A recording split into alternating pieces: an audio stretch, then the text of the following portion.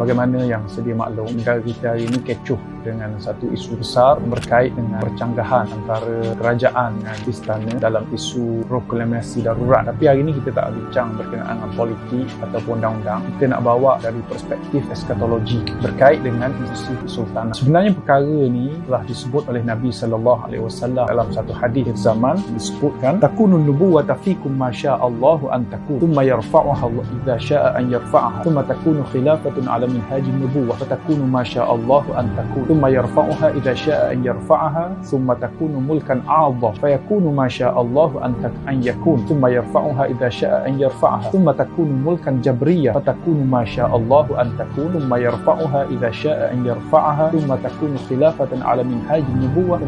Jadi hadis ni Nabi beritahu tentang fasa pemerintahan umat ini. Nabi bahagikan kepada 5 fasa. Nabi kata fasa yang pertama adalah fasa kenabian, dan kemudian fasa yang kedua adalah fasa yang berganti dengan fasa khilafah atas manhaj kenabian. Selepas habisnya masa kenabian, wafat Nabi kita Muhammad sallallahu alaihi wasallam diganti dengan fasa khilafah yang disebut sebagai Khalifah Ar-Rashidah. Khalifah Ar-Rashidah ni Sayyidina Abu Bakar, Umar, Uthman dan Ali, dan termasuklah Sayyidina Hasan bin Ali yang mencukupkan 30 tahun sebagaimana Nabi sebut al-khilafatu min ba'di 30 sana. Kemudian berganti dengan fasa yang ketiga, Nabi kata tsumma takunu mulkan 'adha. Kemudian fasa raja yang menggigit. Di sini Nabi menggunakan term raja, mulkan, raja, yang merujuk secara khusus kepada selepas pada Hasan bin Ali diganti dengan Muawiyah bin Abi Sufyan, dan Muawiyah sendiri menyebutkan ana akhirul khulafa wa awwalul muluk. Aku adalah khalifah terakhir dan raja pertama. Ini mulalah fasa daripada khalifah kepada sistem beraja, dan disebut raja yang menggigit ini merujuk kepada bagaimana ulama yang menyatakan ia merujuk kepada kerajaan yang bersifat zalim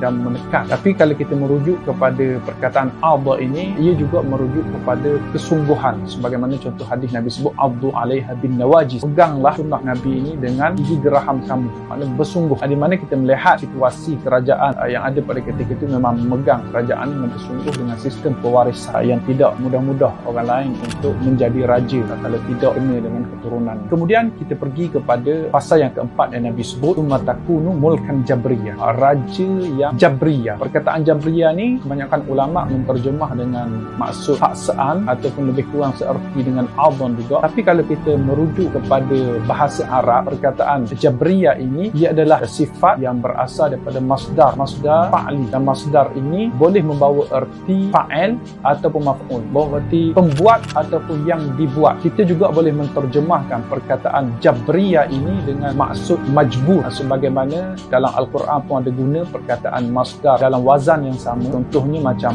khalqi digunakan untuk makhluk dalam Al-Quran. Jadi jabriyah ini boleh kita terjemah dengan majbur juga, dengan maksudnya bukan raja yang memaksa tetapi raja yang dipaksa. Dan kita boleh melihat ulama-ulama menyatakan fasa ini adalah fasa zaman hari ini, fasa zaman penjajahan dan selepasnya. Fasa yang kita duduk hari ini adalah fasa keempat yang disebut, dan kita boleh melihat bagaimana sistem beraja yang ada hampir di seluruh dunia adalah bersifat raja yang dipaksa dengan maksud raja yang tidak memiliki kuasa mutlak. Sebaliknya, mereka ini terpaksa mengikut perlembagaan. Mereka ini tertakluk kepada undang-undang yang lebih tinggi daripada mereka. Ini berbeza dengan situasi raja dulu yang memiliki, raja adalah pemutus, raja memiliki kuasa mutlak. Dan ini situasi yang fahaman ini lebih tepat untuk dipakai untuk situasi hari inilah. Perkara ini berlaku kalau kita lihat sebahagian daripada konsep yang dibawa oleh Barat, yang mana mereka ni cuba untuk menghapuskan sistem beraja di seluruh dunia, sama ada menghapuskan secara total dengan menegakkan republik, ataupun mereka mematikan institusi diraja itu dengan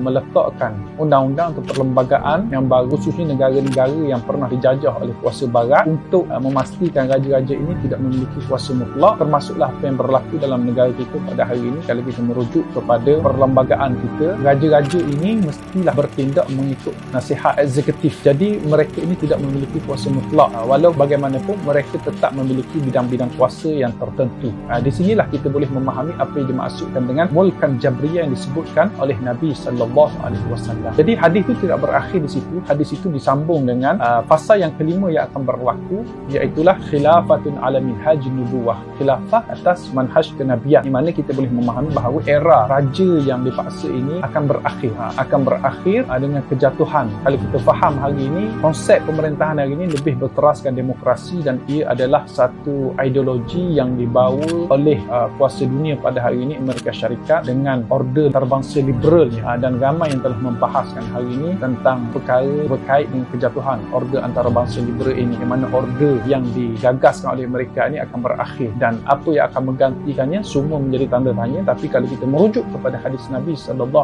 ini, Nabi jelas menyebut bahawa fasa ini akan digantikan dengan fasa khalifah di atas manhaj kenabian. Akan lahir kembali sistem pemerintahan khalifah sebagaimana yang pernah berlaku di zaman Khalafah Ar-Rashidin suatu ketika dulu, dan para ulama kebanyakannya bersetuju bahawa ini adalah fasa pemerintahan Imamul Mahdi. Selepas itu Nabi SAW berhenti setakat itu, dan Nabi diam menunjukkan bahawa itu mungkin adalah fasa terakhir pemerintahan umat, dan selepas pada itu tidak ada lagi mana-mana orang Islam yang boleh untuk berkuasa, dan selepas itulah akan berlakunya keruntuhan dunia dan dekatlah dengan kejadian kiamat. Hadis ini diriwayatkan oleh ramai, diriwayatkan oleh Imam Ahmad, diriwayatkan oleh Imam At-Tabrani, juga diriwayatkan oleh Al-Bazzar, dan disahihkan sendiri oleh muhaddis semasa Imam Albani. Itu antara perspektif yang boleh kita lihat daripada sudut ilmu akhir zaman ini. Jadi itulah sedikit banyak yang boleh kita kongsikan untuk kita sama-sama merenung dan mengkaji dengan lebih dalam lagi apa yang nak disampaikan oleh